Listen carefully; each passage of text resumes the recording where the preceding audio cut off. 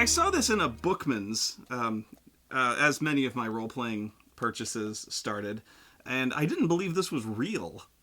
I don't know. I saw this and I couldn't believe it. I was like, the World Wrestling Federation basic adventure game. And this was years and years and years ago. And I picked it up. I still couldn't believe it. I was like, why would...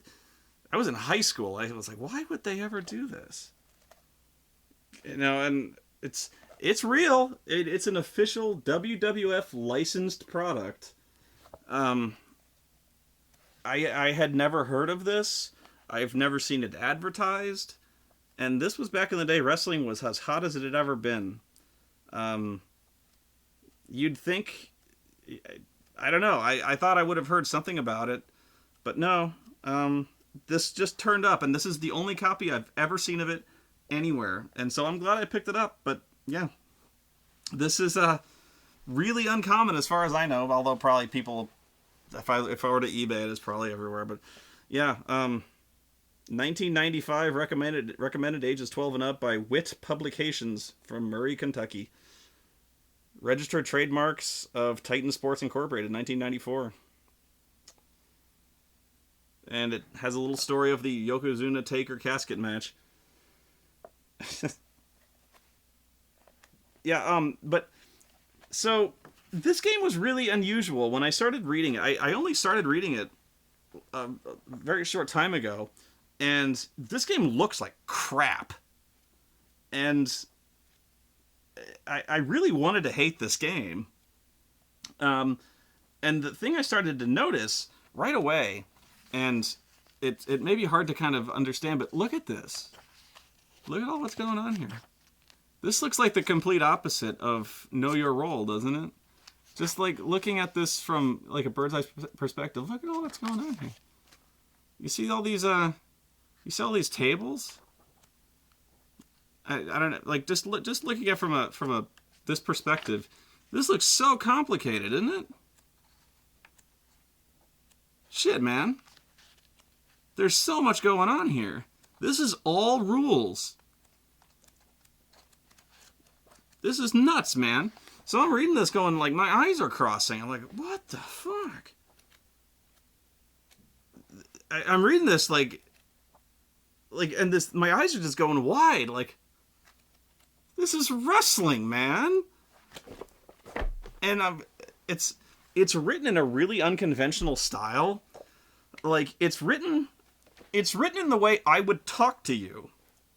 Very casual, with a lot of, not quite as much cursing, not nearly as much cursing, but very casual style, very conversational, and yet, it's jam-packed. This is a very crunchy game. You know, there's not much fluff here. But it's obviously written by somebody who knows wrestling inside and out. Wrestling is storytelling as much as anything, but it's more than just moves. It's more than just like athleticism. It's performance. So there's a difference between somebody who can just pick somebody up and throw them. It's what's called music between the notes.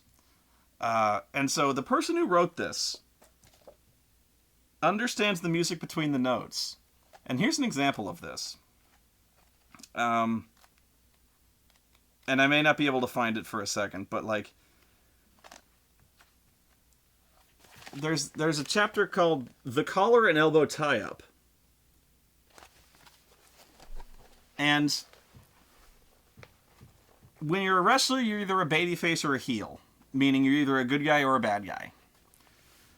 And in this game, having fan support is like a currency. So if you're a good guy, fan support is very important. And if you have positive fan support, that's good for you. If you're a heel, you don't want fan support. You want negative fan support because you want people to boo you. So if you're a good guy doing good guy things, gets you fan support. And if you're a bad guy, insulting people and cheating gets you negative fan support. So you want to cheat as much as possible. And you want to act like a coward and a heel. And so that's what you do. And so that's where there's very lengthy tables detailing what gets you good points and what gets you bad points. So this is among, many of the lists of things that, and examples of how, what gets you good points, how much, and how many times you can do it. So, using a foreign object on another character, minus 200 fan support. Attacking a character before the bell, minus 100. So because that's a cowardly thing. Winning a match by cheating, minus 500. Helping a villain perform a bad deed, minus 500. Hitting a bad woman who has not attacked your character, minus 200. Okay, you'd think hitting a woman would be pretty loathsome, but okay, wow, okay. It's not as bad as winning a match, but okay. Anyway, hitting a woman, not as bad as you'd think. All right, but for a babyface, there's a really strange bonus, and I believe starting for a babyface, starting a match with a collar and elbow tie-up or test of strength, plus 50.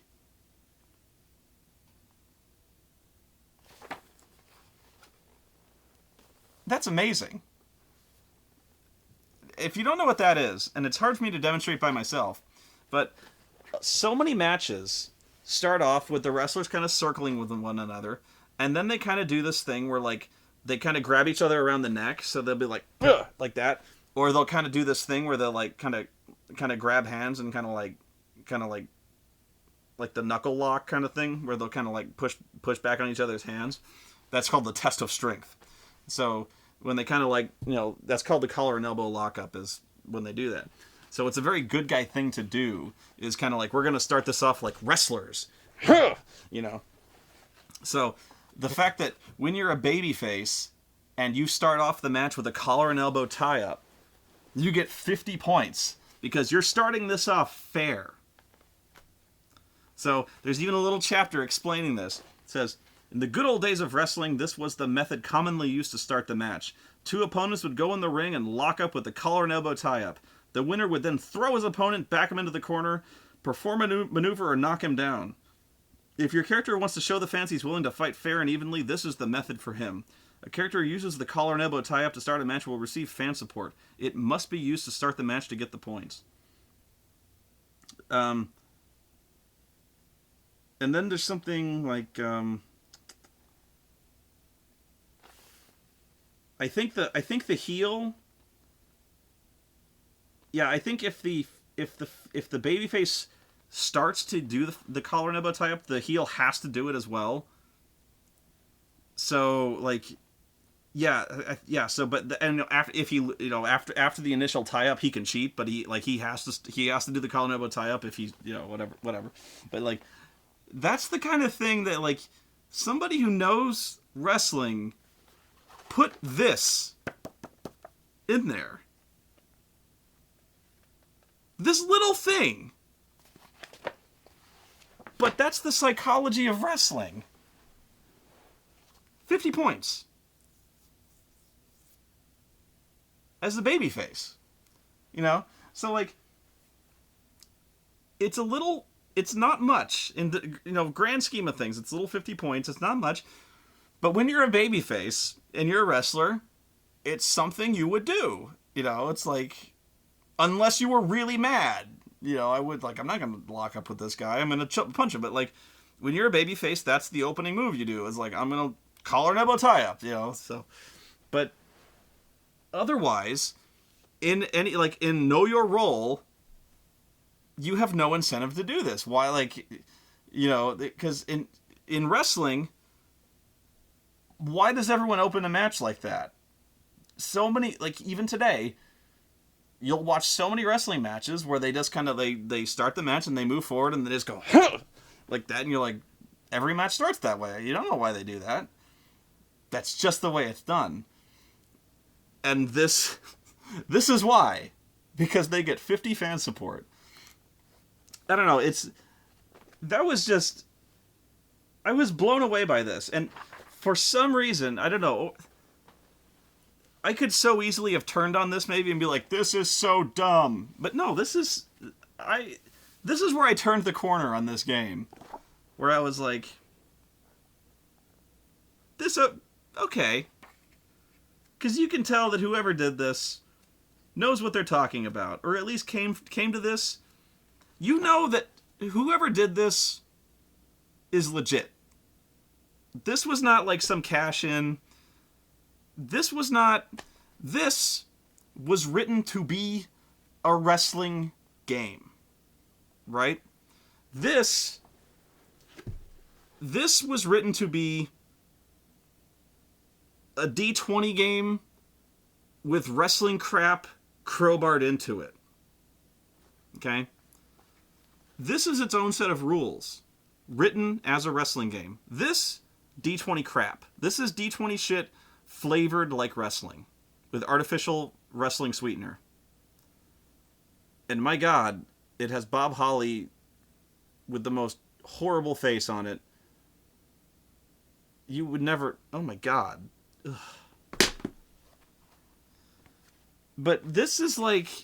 This little bit, to me, sums it all up. I don't know.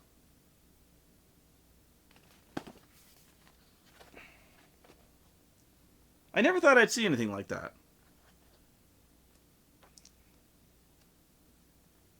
I'm still blown away by that. Like, that's the music between the notes. That collar and elbow tie-up. That's...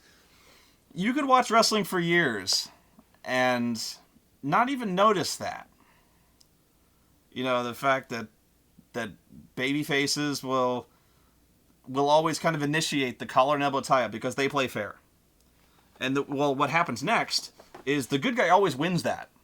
And Hulk Hogan would always do that. Hulk Hogan would always either do the knuckle lock, or what would happen was he'd win the collar and elbow tie-up, he'd push the guy, and he'd flop into the corner, and it would almost always be Flair, and Flair would be like, no! And then what'll usually happen is he'll back him into the corner, and then the heel will, get a clean break. The clean break is he'll hang onto the ropes, and he'll do this thing where, he'll be like, ref, get this guy off me. Ref will back him out of the corner, and then the bad guy will do something like he'll cheat. So, he'll poke him in the eye or something like that when he finally gets a clean break. Once he's he'll use the ref to get a fair break, and then he'll cheat. He'll poke him in the eye. That's how it usually goes. And then you'll ask, well, now I've brought this up. When he throws him in the corner and Ric Flair does that begging thing, he goes no, please don't hurt me, please. That's in the book, too. There's a reason why a heel does this in the book. And there's actually a combat reason the character does this in the book as well. Not only do you get negative fan support for that, which is good for heels, but there's actually a reason why you do this in combat as well. There's a thing where you can choose not to dodge an attack, which seems stupid, but there are times when you could... There's times in RPGs where if you're fairly certain an attack's not going to hit, you can just choose not to waste a dodge on it. You know what I mean? You can either choose to dodge or not dodge sometimes. And so if you're going to dodge, that can oftentimes waste an action. So you're like, I'm not going to dodge that. Or either it's not going to hurt or it's not going to hit. So instead of dodging, you can instead choose to take the hit. But during taking the hit, you can kind of cower. So you can kind of flare off. You can be like, no, please, no. And so, when the attack hits, you can do something heelish, So it includes shit like that. It's beautiful. So what the thing behind this game is, this is incredibly complicated. And what's funny is the guy who writes this says, I know this looks intimidating, but it's not. No, it is. It's really complex. It starts off, of course, with character creation, and what's good about it is he uses a lot of examples, which is very good, because with a game this complex, you need examples. So, again, what I can say about this is that when you've got a complex game, you need examples. So it's very well written in that regard. Um, and what I also like about this is I always like character generation systems that even when they give you even character generation systems that have like completely open choices, like point buy systems, like even systems, even games with point buy systems, I like them where they have a random option. So like, let's say that you have just something that's completely arbitrary, like hair color. I like having a random. I like having the ability to roll randomly. I'm not saying I would. I just like having a little like random number column on there, just like in case I'm less like, I don't care. Roll. Oh, pink. You know, I don't know. Um, so this book has that. You know, if I want to, if I want to just let the dice fall where they may and determine my character's weight randomly, there you go. Of course, on the other hand, I can legitimately roll a character who's like 586 pounds. Unlikely, but possible. I might roll King Mabel. But there are some. This is unlike. This is its own unique system. It's unlike any other game I've seen. The basic system of it is it's basically all percentile based. So you're rolling D100 essentially. So all your skills are percentiles. So let's say your technical ability is 65. Actually, when you start off, it'll be 60 or below. So let's say it's 60. If I'm trying to do the sharpshooter or something like that, and I roll D100, I have to roll under 60 to succeed. I believe. I haven't played it, but I believe you have to roll under your skill. And as the match goes on, your skills will lessen as you get more fatigued, and you have a certain number of stun points that as you go down, as you lose stun points, as you lose like a quarter of your stun points, half, 3/4, as you lose those tiers, as you lose each segment, you go into different stun levels. And as you get to the bottom stun level, you're more susceptible to being pinned or submitted. So some of the advantages and disadvantages, character advantages and character disadvantages that you can get to get yourself more points are really funny. So some of them are like fear, having a phobia. This is one of the funniest ones to me. So when you get fear, you have to roll on the table for what fear your character has. And the first one there is fear of fire, which is a pretty healthy fear to have, honestly. And the second one, see if you can see where this one applies. Fear of reptiles.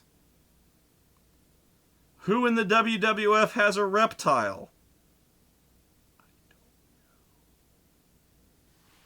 That one's an oddly specific one to have in the WWF. Because I don't see how this one could ever possibly come back to bite you in the ass. Fear of domestic animals. Fear of winged creatures. Fear of heights. Fear of another wrestler. Fear of a manager. Fear of turning bad. Fear of turning good. Claustrophobia. Fear of turning bad. Fear of joining the dark side. Hero worship. Title lust. Arrogance. Glory hound. The Dolph Ziggler syndrome. Superstitious. So yeah. This is, of course, made in the old school, the days of Doink. And actually, there are a surprising number of Doink images in this game. I have actually lost count of the number. There's double Doinks in this game. There's a lot of Doink photos in this book. But it details in excruciating detail what happens on every turn. How characters move, what moves are possible during every move, and by that I mean there are 5 possible positions that your characters can be in a given round. Standing, kneeling, lying prone, flying, and running. So, from any given position, there are certain type of move that you can execute. This makes sense. So, when you're standing, you can only execute moves from a standing position. So you can't, for instance, you can't do the 5-star frog splash from a prone position. It doesn't work, you know? So that it whatever, you know, there's certain moves you can only make from certain positions, and there's only certain moves you can make on other characters when they're in certain positions. So there's like a table. Of course, there's a table. There's like tables that you have to cross reference. That only certain moves are legal in certain situations. So if you're doing the 5-star frog splash, of course, you know, you have to be standing and the other character has to be prone and you have to be on the top turnbuckle, you know. So like there's a table that tells you when that move is legal. So when it's your turn, you have to declare what action you're taking, and you have to determine what your stance is, what the opponent's stance is, and you know, beep, beep, there you are, I can do that. But there's a lot of different stuff you have to do there. And there's sub positions. Standing, that one speaks for itself. Kneeling, there are 3 sub positions to kneeling. A, the character is positioned on his knees with his back vertical or horizontal. B, the character is positioned on both feet and doubled over. Okay. So A, I gotta work this out. He's on his knees with his back vertical or horizontal. B, he's on both feet. Oh, so like the back body drop position. Okay, so B is he's on his feet. And C, the character's on his hands and knees. Because this is key. This, seriously, like, for the moves in this book, you have to, this goes into detail. Prone, face up or face down, or on his side, with his knees up in the fetal position. I'm not shitting you. Flying, in the process of leaping off one of the ropes, running. And then there's all sorts of special codes on the table. And these codes are fucking crazy. So, like, you have to, like, there's footnotes all over the place. So, like, see, like, you will never remember these. You have to have this on hand. So, like, special code A. A. When a character is hit with this maneuver, he is blinded and unable to defend himself for 1 turn. That's A. It couldn't be B or BL or BLI. No, it's A. B. If this maneuver is successful, the opponent will be prone. It couldn't be P or PR or prone. So the negative on this game is that it's insanely complicated. The positive is this game does boil down rather well to being on a table. Like, when you finally get the hang of the way the game is organized, the data does kind of dilute down into a quick reference table pretty fast. So once everyone knows how the game is structured, and you know how the table works, it can probably go pretty fast. That's a big if. You follow? So, like, there's a lot of games like that. And honestly, a lot of the D&D games are like that. Mech Warrior and stuff like that, like BattleTech. You know, a lot of the war games, anything with involved combat is a lot like that. So aces and eights, anything with a lot of, let me put it this way, this is a simulation. It's ridiculous, I know, This is one of the most hardcore combat simulations I've ever seen. This simulates a WWF wrestling match. I was as stunned.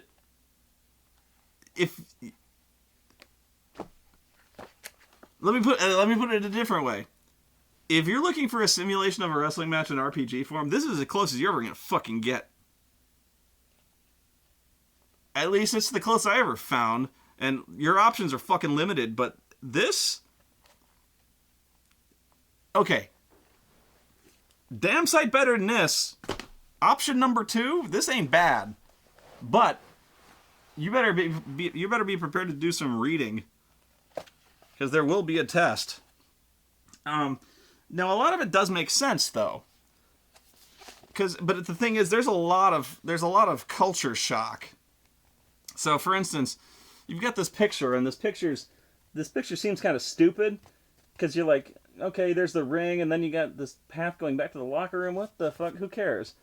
But then you got this table, and this table's got a bunch of really stupid numbers, and you're like, this is stupid. What's this stupid table with the stupid numbers?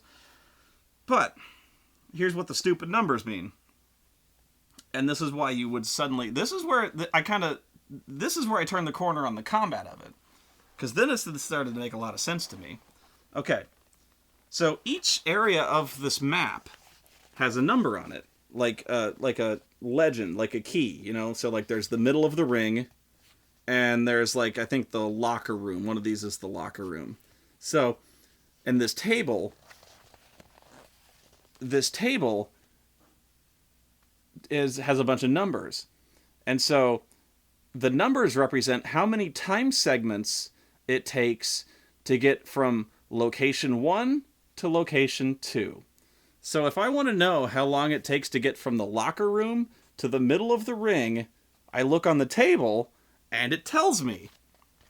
So if my tag team partner is getting attacked in the middle of the ring, and if I tell the DM I want to go help him, this is how long it takes for me to get to the ring. So how long does it take? If I'm in the locker room. Locker room is area 5, which is past the doors. So from the locker room to the middle of the ring, it takes 20 time segments. That's it. So how many times has that happened in a wrestling show where, you know, the bad, you know, one of the guys is out for a match, and he wins the match or whatever, and the bad guys start beating the shit out of him, and they're about to, like, they put his leg in the chair and they're about to Pillmanize his leg, and then the partner comes charging down the aisle to save him, and the bad guys bail. He came from the locker room to save his partner. Well, how long does that, like, how do you simulate that in the game? How do you simulate that? How do you adjudicate that in this game?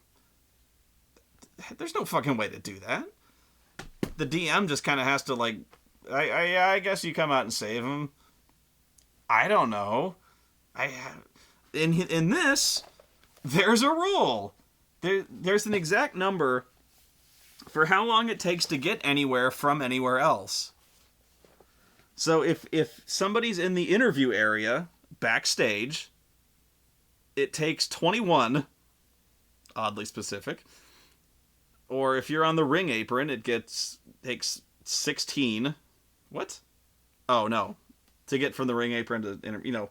But it takes, if you're in the crowd, it takes, you know, X amount. So yeah, you've got this really handy chart depending on where you got to go from where else you got to go. Very cool. And that's when I started reading this, going like, huh, that's interesting. Because that's exactly the sort of thing, if I was playing this kind of game, that would come up. Like, if I had a friend who was getting jumped in the ring, I would want to help. And that's the sort of thing that would happen in a role-playing game, is not so much like the one-on-one combat. You know, combat is, you know, give or take. combat, combat is almost secondary anymore in a role-playing game. It's all about partnership, group teamwork, stuff like that. Combat is important, don't get me wrong, but like it's about those moments where like if your partner's in trouble, you go help him. And this is how long it takes to help him. Those are the moments that I like about this. So like there were so many of those little moments that I wanted to hate this game, and I was looking at this, and the complexity of it's really kind of turning me off, and I'm not really reading it too close. But then I look and I go, oh, not bad, And then I'm starting to read it closer, and I'm like, okay. And again, I'm not reading it super detailed because I'm not really planning on playing it, but as I'm reading it, I'm starting to read a little closer now, and I'm looking and I'm going, these tables are actually not too. If I was seriously playing this, these tables are fairly easy to follow. They're organized well. The rules are explained pretty clearly. Although the examples, the bad guy example character named Error, his name is Error. I am Error. Seems oddly fixated on biting people. That's his go-to heel move, is biting people. Real oral fixation. Anyway.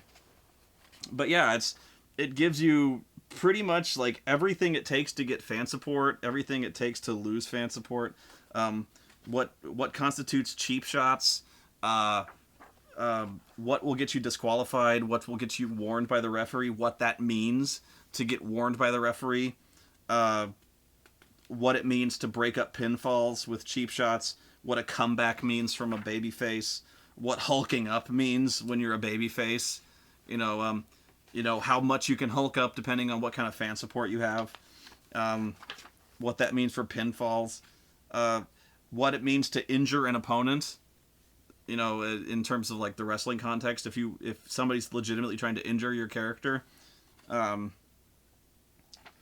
what a good interview can mean, depending on what the DM thinks of you. Sneaking attack someone during interviews, which often happens. This is the sort of thing you're watching this. People get jumped during interviews. Ring music, how feuds work. Crowd size, reactions to a hit. Then there's the wrestling of it, which is almost, I'm reading this going like, oh, who cares about the wrestling? The rest of this stuff is great. Then there's stuff after the match. And I'm like, there's managers. And I'm like, at first I'm like, I'm not even interested in managers. Who gives a shit about that? No, the managers are cool too. Because the managers themselves are almost like a mini game in themselves. Because now it talks about all the stuff the managers can do. Like tripping and Irish whipped characters, managers coming into the ring, wrestlers hit by managers hit by wrestlers, referees and announcers, So it has rules for all those things that occur, and how many times they can do it, and what constitutes a warning, what constitutes disqualification, and what that means in terms of consequences when those occur, lasting consequences. And so complaining to the referee after the match. So, pardon me. It tells you what can happen. Officials in out of control brawls. It tells you what happens when there's an out of control brawl in the ring. If the match ends in a disqualification and everything just goes to shit, like if the players decide that there's just gonna be a fucking just slaughter in the ring and everything, like the Nexus brawl at the end of the thing where everyone just decides to trash the entire place. It tells you what happens, if there are 5 player characters at ringside, how many referees. It tells you how many referees come out to break up the brawl. How many people get fined and how much they get fined. If there are suspensions that need to be thrown around, how long they get suspended. So I'm like, what happens when you strike a referee? At what point a match will be restarted? At what point a match's referee's decision might be reversed? What happens when your tag team partner is missing? So I'm like, this is doink. What happens when doink? So just, this is the stupidest one though. Managers licensing fees. I gotta read you this one because it's so stupid. Managers must pay a license fee once a month. The fee is $500 per month, plus another $200 per month for each wrestler he manages. Bills are due on the first of every month. If the manager is unable to pay and cannot come up with the money, he loses all rights to his wrestlers' contracts. This means his wrestlers can leave him without penalty or fines. If a wrestler he manages does not want to lose his manager, then the manager cannot come anywhere near ringside or accompany any wrestlers until the bill is paid. The only way the manager can pay this bill is for another wrestler or manager to give him the money. If the manager does appear at ringside, he will be suspended from managing for 1d6 weeks and fined $10,000 for each time he breaks this rule. It's serious business. Managers' licensing fees. You have to have a Now, I remember this back when Jack Tunney was president of the WWF. Managers had to have licenses. When Bobby the Brain Heenan and the Mouth of the South Jimmy Hart was coming out, they had licenses to manage wrestlers. Sorry. Believe it or not, they had stables. You know, Bobby Heenan, he had a ton of wrestlers he managed. So yeah, they had an umbrella corporation, so to speak. Zombies. In fact, the Dungeon of Doom was a literal zombie. Whatever. What the fine is for assaulting a referee. Then there's an entire really strange shopping list of clothes, to wit, the Macho Man Randy Savage. I don't know why they detail this. I guess. Well, money. Fucking Doink again. Go away, Doink. Jesus Christ, man. I guess. Well, money is actually very important in this game because, well, literally it's the currency, but that you can get fined, and you spend money on more than just like clothes and stuff like that. You spend money to get certain perks and privileges in the WWF, like being able to get more segments on TV. So you're actually kind of booking yourself TV segments and stuff like that. So you're actually kind of managing the business end of your own career in this game. It's more than just the wrestling part of it. You're actually managing your own career. And this is where I'm going with this. So like, the wrestling is just like the front half of this book. So this is where I was really afraid of this. I'm looking through it like, oh my god, this is all the wrestling? No, it's not. So where was the rest of this? Oh, they go back to some wrestling moves. Hang on. 1 second. Finishing maneuvers before and after the match. This was there was such a remarkable part of this that I just wanted to call it out. I'm sorry. It was where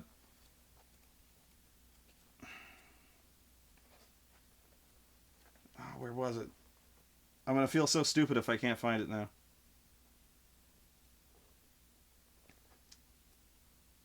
Where was it? It's stuff you can do. It's stuff you can do outside of the WWF, sort of. You know, stuff you can do to promote your own career. So you can do stuff like commercials. Yeah, you can do stuff to increase your popularity and your exposure outside of the wrestling business. And this was like before The Rock. You know? And I'm like, this is unbelievable. Oh, come on. I'm flipping through this too fast. Because, like, this is was so cool. Hey, there's Jack Tunney. Sneak attacks during... Where is it? It might have been way earlier, actually. Damn it. Anyway, the other things you could do... Oh, here it is. Okay, guidelines for gaining fan support. Signing autographs and or handing out souvenirs before a match or on the way to the ring. The Rey Mysterio thing. The handing out masks and things. Visiting children in the hospital or other community services, which you can only do once a month. It must be commented on during an interview. You get 1,000 for that. Let's see. Starting a match with the collar and elbow tie-up.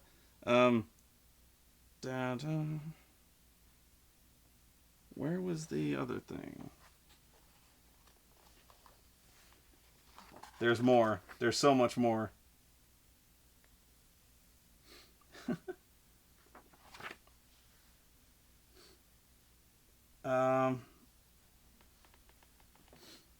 Where was the commercial?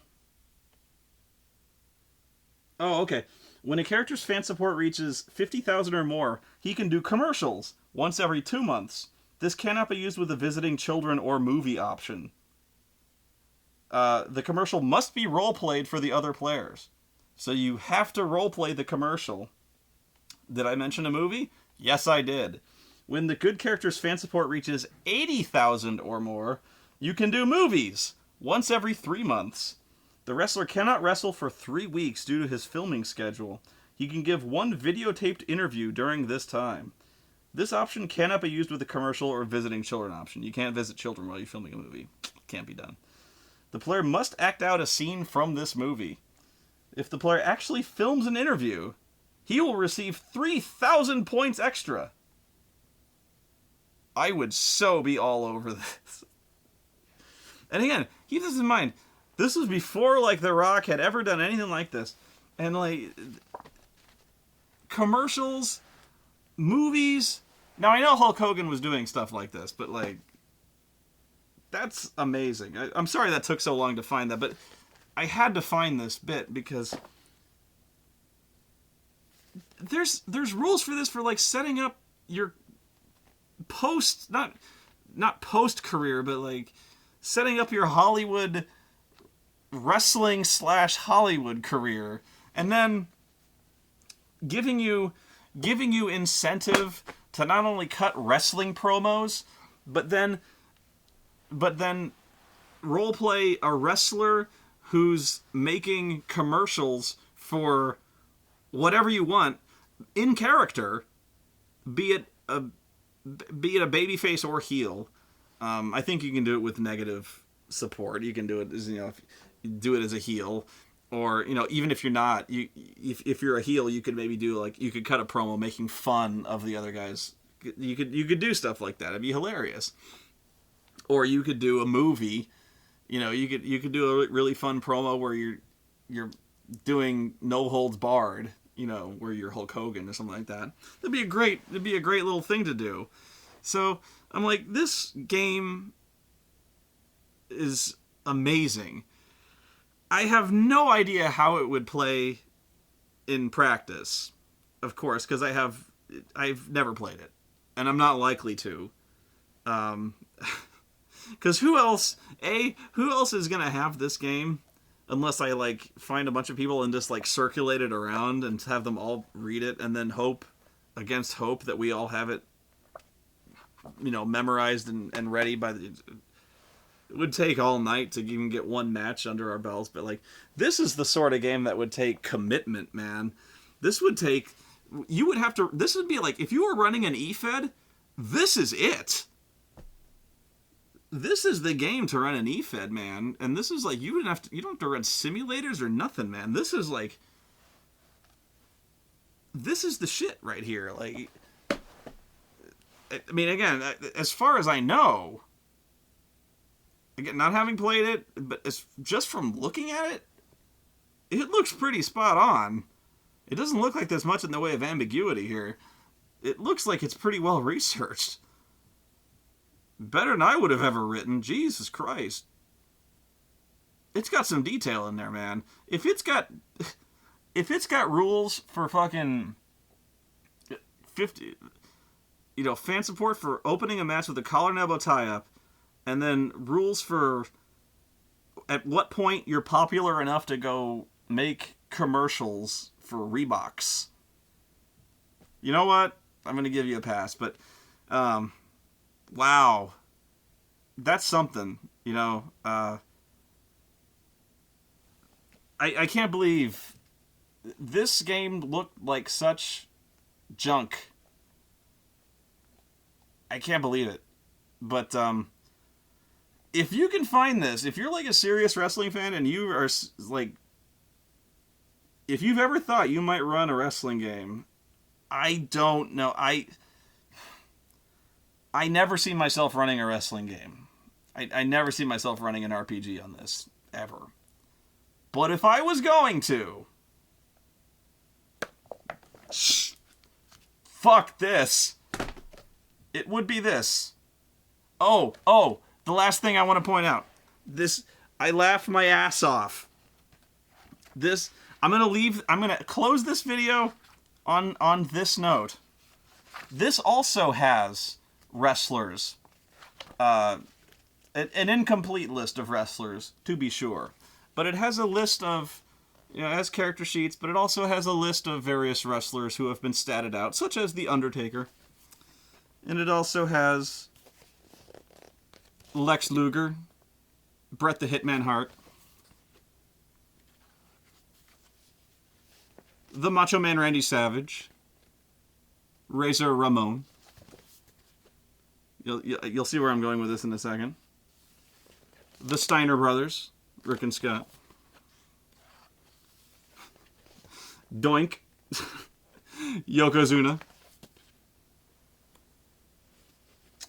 Shawn Michaels and Erwin R. Shyster. Bam Bam Bigelow and the model Rick Martel. Let's see. Oh, yes! And then... wait for it. Are you ready? You're not. Now you are. Johnny Polo. Johnny Polo. Johnny Polo. Good night, everyone. Johnny Polo.